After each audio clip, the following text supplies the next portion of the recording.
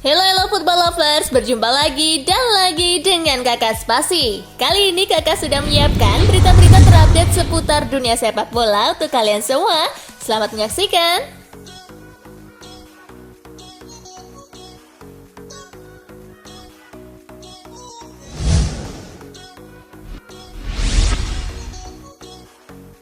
Sah, Prilly Latuconsina jadi pemilik Persikota Tangerang. Prilly Latuconsina resmi masuk ke jajaran pemilik klub Liga 3 Persikota Tangerang. Hal ini diutarakan Prilly lewat akun Instagramnya Minggu 30 Januari 2022 siang waktu Indonesia bagian Barat. Prilly mengaku senang bisa berkontribusi untuk sepak bola tanah air lewat Persikota. Kini di bawah Prilly sebagai pemilik baru, Persikota Tangerang ditargetkan bisa bersaing lagi di kompetisi kasta teratas dalam waktu dekat. Apalagi tim yang bermarkas di Stadion Benteng Tangerang itu pernah ditakuti lawan-lawannya. Prestasi terbaiknya adalah semifinalis Liga Indonesia 1999-2000.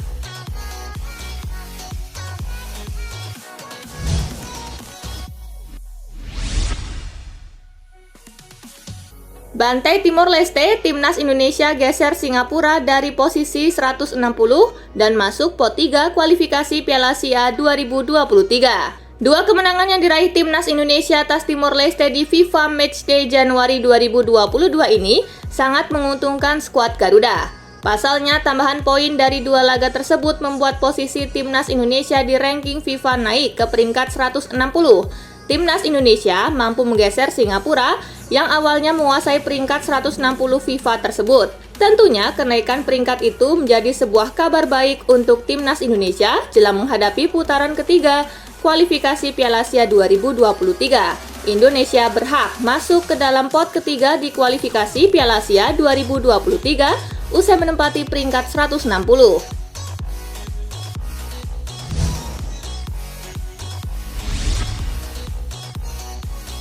Usai hajar Timor Leste, Sinteyong minta PSSI gerak cepat naturalisasi pemain keturunan. Selepas Timnas Indonesia menang 3-0 atas Timor Leste, pelatih Sinteyong memberikan sebuah pernyataan terkait pemain naturalisasi. Ia memanfaatkan momen bahagia itu untuk meminta kepada pihak PSSI untuk segera menyelesaikan proses naturalisasi para pemain keturunan yang sudah ia minta. Dirinya sangat berterima kasih jika pemerintah dan PSSI mampu menyelesaikan proses alih warga negara sesegera mungkin. Coach Shin berharap prosesnya bisa rampung sebelum bergulirnya kualifikasi Piala Asia 2023 yang akan digelar pada pertengahan tahun nanti.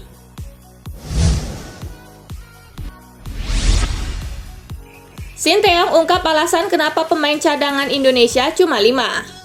Pemandangan yang mencolok tersaji dalam susunan skuad Timnas Indonesia saat melawan Timor Leste di laga kedua uji coba resmi FIFA. Pasalnya hanya ada 5 pemain di daftar pemain cadangan. Alasan hanya ada 5 pemain di bench adalah badai COVID-19 yang menerpa skuad Garuda. Shin mengaku ada 8 pemain yang terjangkit corona. Shin juga mengatakan para pemain sudah mematuhi protokol yang ada. Meski kekurangan, pelatih asal Korea Selatan tersebut cukup senang dengan kinerja para pemain yang tersisa.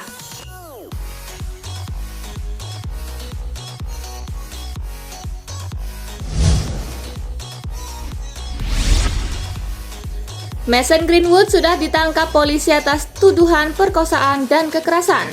Pemain Manchester United Mason Greenwood dilaporkan telah berada di tangan polisi. Sang pemain ditangkap dengan tuduhan perkosaan dan kekerasan terhadap kekasihnya Harriet Robson.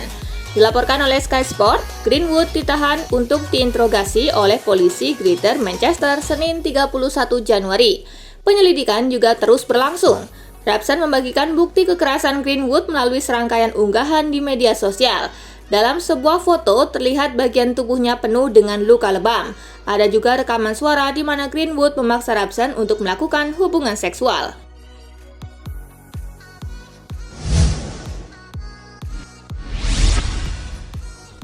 Termasuk Ronaldo, pemain Manchester United ramai-ramai unfollow Greenwood usai diduga aniaya pacar. Sejumlah pemain Manchester United termasuk Cristiano Ronaldo serentak unfollow Instagram Mason Greenwood usai adanya dugaan penganiayaan pacarnya. Ronaldo, David De Gea, Paul Pogba, Edinson Cavani, dan Alex Telles adalah 5 pemain pertama yang unfollow Greenwood di media sosial. Bila melihat akun Instagram Greenwood, sudah tak ada lagi nama kelima pemain tersebut di daftar followersnya.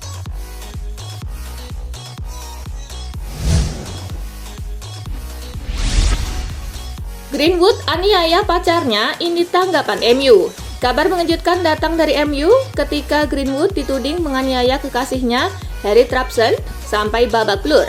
Harriet dalam unggahan Instagramnya menunjukkan foto-foto wajah hingga beberapa bagian tubuhnya memar-memar sampai mengeluarkan darah karena aksi beringas Greenwood. MU sebagai klub pun kena imbasnya karena mereka dianggap gagal mendidik pemainnya. MU pun akhirnya angkat bicara meski hanya komentar bernada normatif. Kami tahu soal gambar-gambar serta tuduhan yang muncul di media sosial, ujar pernyataan resmi MU.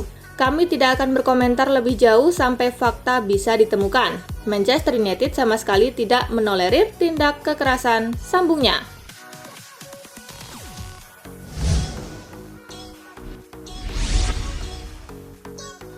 Van de Beek merapat ke Everton. Gelandang Belanda Donny van de Beek yang dekat ke pintu keluar Manchester United di bursa musim dingin. Van de Beek dilaporkan memilih bergabung dengan Everton.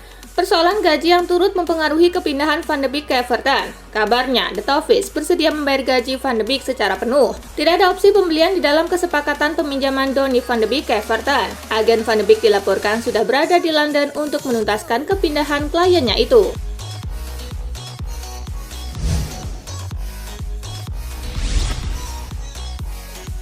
Newcastle akhirnya dapatkan Bruno Guimaraes dari Lyon. Newcastle United akhirnya dapat pemain baru lagi. Bruno Guimaraes resmi didatangkan dari Lyon. Biaya transfer ini tak dipublikasi oleh kedua klub.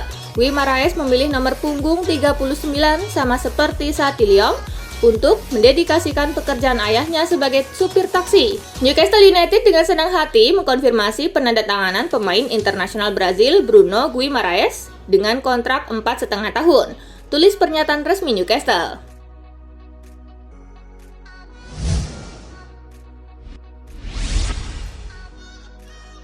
Luis Diaz resmi berseragam Liverpool. Selesai sudah proses transfer Luis Diaz. Liverpool baru saja mengumumkan dia sebagai pemain barunya.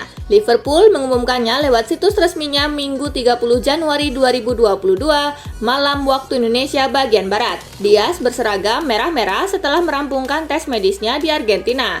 Kontrak jangka panjang diberikan oleh Liverpool yang diperkirakan baru habis 2027.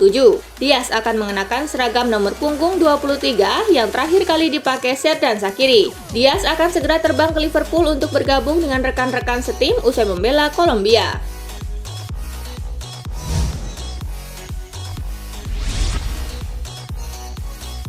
Piala Afrika, Mo Salah antar Mesir ke semifinal usai tundukan Maroko. Bermain di Stade Olembe, Maroko unggul cepat di menit ke-7 berkat eksekusi penalti Sofiane Boufal. Namun Mesir mampu comeback dan mencetak gol di menit ke-53 berkat aksi Mo Salah dan Mahmoud Hassan di menit ke-100.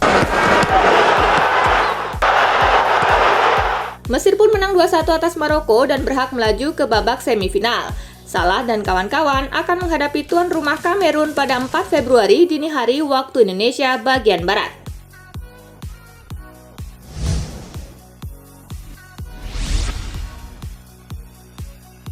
Hantam Guinea Khatulistiwa 3-1, Senegal lolos ke semifinal. Senegal sendiri bermain sangat baik saat menghadapi Guinea Khatulistiwa. Terbukti Senegal langsung unggul di menit ke-28 berkat gol yang diciptakan Famara Diédhiou. Guinea Khatulistiwa berhasil menyamakan kedudukan di menit ke-57 lewat aksi Yannick Bouila. Senegal yang sejak awal diunggulkan pun mencoba bermain lebih serius. Alhasil mereka mampu mencetak 2 gol berkat aksi Cheikhou Kouyaté di menit ke-68 dan Ismail Assar di menit ke-79.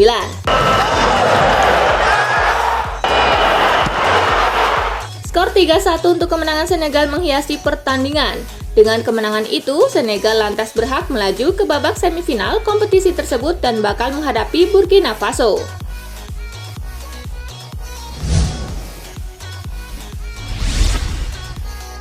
Mesir versus Maroko diwarnai keributan, celana Achraf Hakimi sampai melorot. Mesir dan Maroko bentrok dalam pertandingan dengan tensi tinggi. Bentrokan ini bahkan diwarnai keributan kedua tim di dalam dan di luar lapangan. Usai gol salah, pertandingan semakin memanas. Para pemain Mesir dan Maroko bahkan terlibat keributan dan aksi saling dorong pada menit ke-75. Hal tersebut bermula dari Mostafa Mohamed yang melanggar Achraf Hakimi di area pertahanan Mesir. Tubrukan keduanya begitu keras hingga membuat Hakimi jungkir balik dengan celana melorot. Akan tetapi kerusuhan antara Mesir dan Maroko tak berhenti setelah peluit panjang berbunyi. Kedua tim kemudian bentrok lagi di ruang ganti.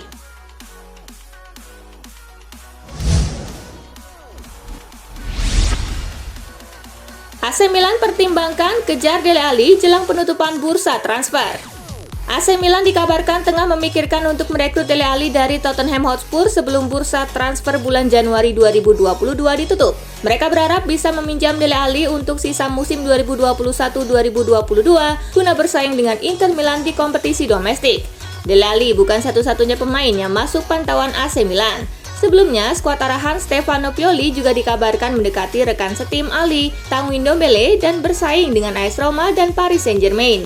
Namun keinginan itu pupus karena AC Milan menilai gajinya terlalu tinggi.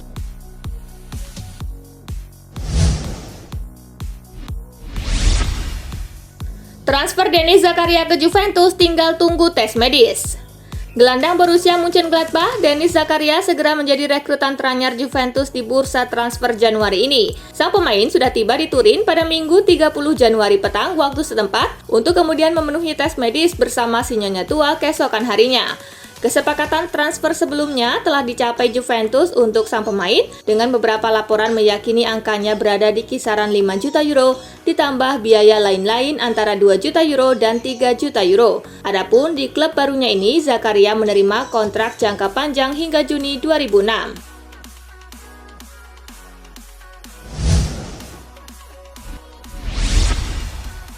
Lolos tes medis, Christian Eriksen akhirnya merumput lagi di Liga Inggris. Tes medis sudah rampung. Christian Eriksen segera diperkenalkan sebagai pemain anyar klub Liga Inggris Brentford. Sejatinya, gosip kepindahan Christian Eriksen ke klub berjuluk The Beast tersebut bukan barang baru. Dalam jendela transfer paruh musim ini, namanya sudah santer diisukan bakal merapat ke London Barat. Rumor kian menebal setelah pekan lalu Eriksen telah berlatih dengan Jong Ayak. Disebut-sebut agenda latihan Eriksen berkaitan dengan persiapan kepindahannya ke Brentford. Jurnalis Sky Sport, Lial Thomas, melaporkan jika Eriksen bakal segera menaikkan kontrak anyar berdurasi 6 bulan alias hingga musim 2021-2022 rampung.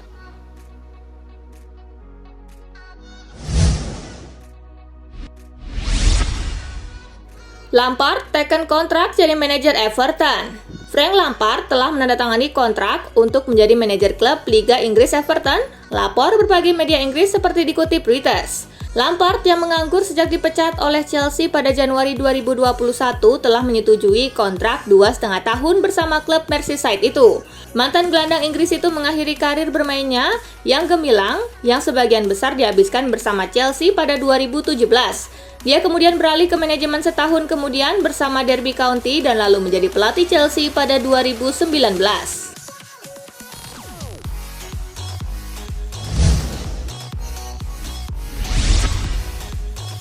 Absen bela PSG karena cedera lagi, Mauricio Pochettino belum tahu kapan Sergio Ramos pulih. Pelatih Paris Saint-Germain Mauricio Pochettino mengkonfirmasi cederanya Sergio Ramos. Juru taktik asal Argentina itu pun belum tahu kapan Ramos akan pulih. Mantan kapten timnas Spanyol itu sebenarnya sudah pulih pada Desember lalu. Dia pun sudah bermain di 5 pertandingan pada seluruh kompetisi dengan mencetak 1 gol. Namun Ramos kembali masuk ruang perawatan. Dia diketahui mengalami cedera otot pada pahanya dan mungkin butuh waktu 2 pekan untuk pulih. Hal tersebut tentu sangat merugikan PSG, apalagi PSG akan menghadapi babak 16 besar Liga Champions 2021-2022 dalam waktu dekat.